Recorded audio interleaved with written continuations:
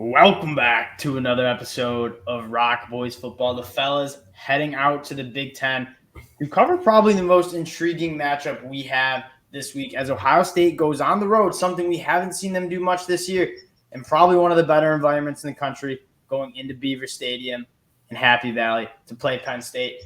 It's a crime that this game is not a whiteout game at night.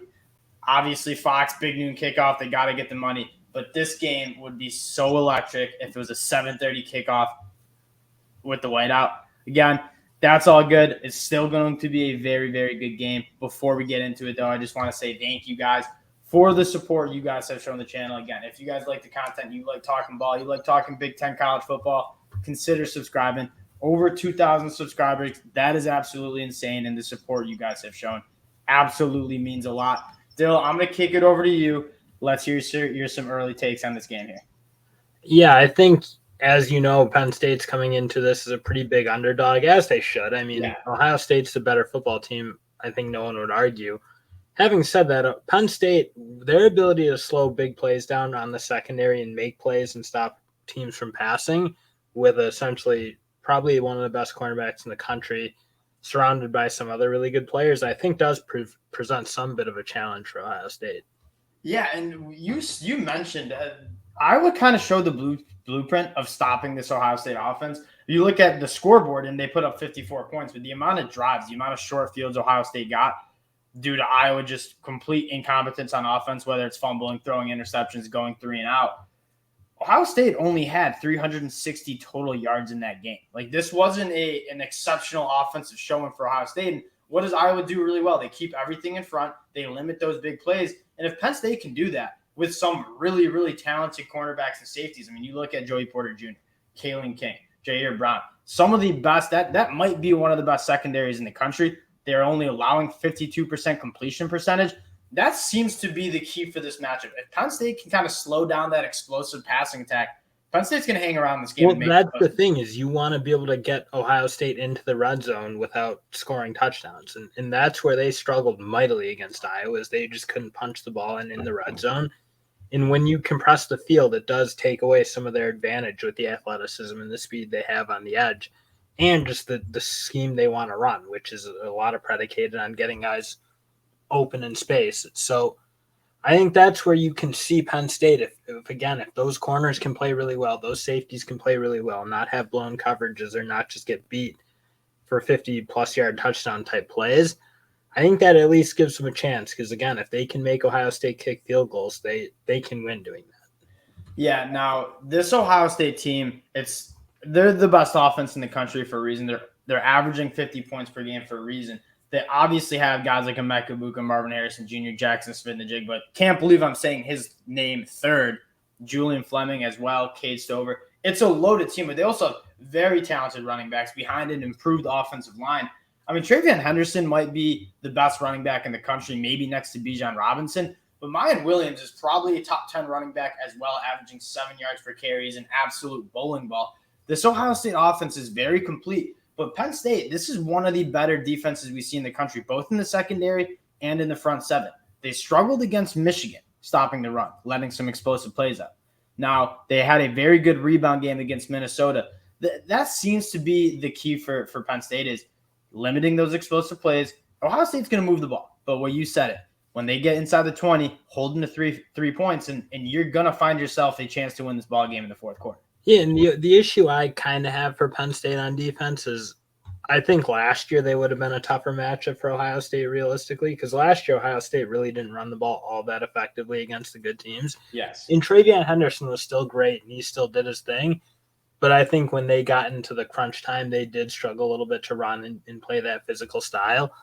But the thing is you're starting to see Ohio State come around. Their offensive line looks much, much better. And I know they lost some pro talent, but I think it was kind of time for a little bit of turnover. Obviously, they got a new offensive line coach, and they're playing much tougher. They look much more physical. So that presents an issue for Penn State, who just frankly is a small athletic defense, especially in the front. Like Mustafer's a very good player, but again, another smaller guy, and that showed up against Michigan. Obviously, they were getting pushed around. So can that smaller front hold up, and even more importantly, probably can that pass rush get going? Because you've seen Penn State have some really good pass rushers in the past, like Arnold Ebiketie going back to Sharif Miller and some of those other guys. But I think you're still waiting for someone to emerge this year and be that kind of alpha dog because you need it to play Ohio State. Yeah, guys like Chop Robinson, hopefully you can get those guys going. Just get CJ Stroud off his spot because, again, when CJ Stroud's cooking, it's because he has a clean pocket. He's got one of the most talented arms in the country. Now, on the flip side, you're going to need a special night out of Sean Clifford. Sean Clifford, kind of known, I call him just an above average Big Ten quarterback. Like, you know what you have. He's a 6-year guy, but he does have some special moments, and he's coming off a massive, massive performance against a very, very good Minnesota defense. They were working the tight ends. They were finding some explosive plays. Penn State's going to need a few explosive plays to win this game, whether it's Sean Clifford with his feet, whether it's Nick Singleton or Katron Allen, or whether it's some emerging Penn State pass catchers. I mean, Penn State used the tight ends extremely well, guys like Theo Johnson, Brent Strange. And I think you're looking at a Penn State offense that it's not going to be wildly explosive, most likely. I think they do have some playmakers, as you mentioned. But again, I also don't know that we totally know what this Ohio State defense is. I know a lot's being made right now of, Jim Knowles, he's come around, turned it around. But they haven't played a single offense worth anything. I mean, I think people were excited. Notre Dame, they didn't score on Notre Dame or didn't let up points against Notre Dame, really. But Notre Dame's not really scoring on anyone who's any good. So I still think we're all kind of wondering, like, is this Ohio State defense really a team that's going to hold a team like Penn State who has talent, who has an experienced quarterback at home to like less than 24 points or something? Yeah, that's the big question mark is Jim Knowles is getting a lot of credit, and he is one of the best defensive coordinators in the country. What he did at Oklahoma State is phenomenal. And we said this in the summer. Jim Knowles runs a very, very complicated defense, and that's a very different defense than what Ohio State. Ohio State's used to having the alpha dogs. They can run vanilla defenses and just be better athletes, whether it's getting after the passer or tackling in space. Jim Knowles is kind of revolutionizing that, as you saw Ohio State's defense kind of get exposed a little bit last year. I'm excited to see what this Ohio State defense is under Jim Knowles. I think you'll see a lot of different looks that you might have not seen on film because they haven't really had to bring anything special out. But again, Jim Knowles is really known for kind of bringing some exotic blitzes, some exotic zone coverages. I'm excited to see how this Ohio State defense looks and how well they're able to grasp this scheme because you got last year with Michigan, bringing in a kind of a similar story, bringing in a completely different scheme. You saw Michigan, as well as it worked, struggle sometimes in the big moments, getting to the right spots, getting the right alignment, and not blowing coverages. Yeah, so this is a good test. And again, I'm not trying to say Ohio State's defense isn't what people are cracking it up to be. You just don't know. It might be. I mean, Liam Eichenberg has stepped up and become a very, very good player. Yes. And I don't care who you're playing, like what he's doing on the field. You obviously see he's becoming a pro. And that could be Jim Knowles. Obviously, they let Al Washington go. They didn't think he was doing a good enough job developing linebackers.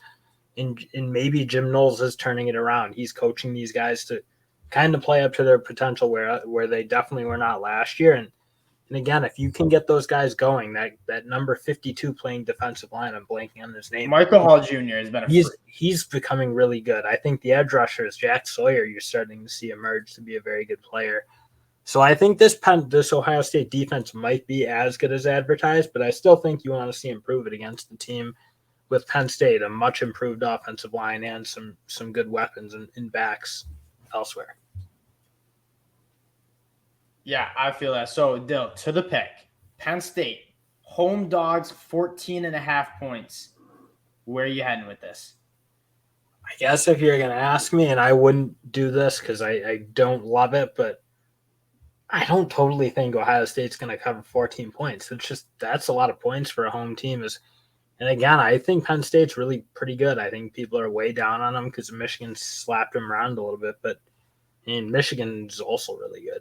Yeah, this is a game that I'm definitely not lining up to bet. This is a game where you're going to learn a lot about both programs because obviously Penn State hasn't really played great teams until they played Michigan and then got whooped up pretty bad. Ohio State hasn't really played anybody good either. I think there's two programs that you still have a lot of question marks about. And so this is a game where you sit back and you see if this Ohio State offense is a real deal against one of the best Big Ten defenses. And you see if this defense is really as good as it's been advertised the first 6 weeks, 7 weeks of the season. This is a game you're going to learn a lot about. again, my lean is Penn State giving me the points just because what you mentioned I think is very true.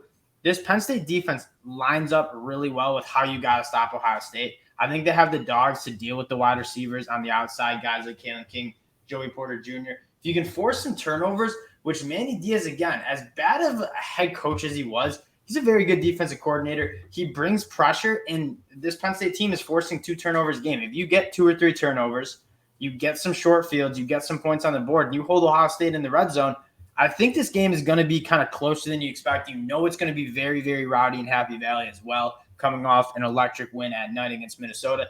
This is going to be a great game. I really do think it's going to be close. I would give Penn State the points, but again, you don't make a lot of money betting. Yeah, I mean, I'm still worried you'll just see Travion Henderson running around easily, like how the Michigan guys were. And Travion Henderson's got the capability to hurt you doing that. But I don't know. I still like 14.5 points, a ton of points for a team. For a defense that's legit really good. For a defense that's only allowing, 12, 18 points per game, and that's really only because of one game against Michigan where they gave up 44. This is going to be a really good one. Again, appreciate you guys supporting us. And if you like the content, again, consider subscribing to the channel. We appreciate the support, and we'll talk to y'all later.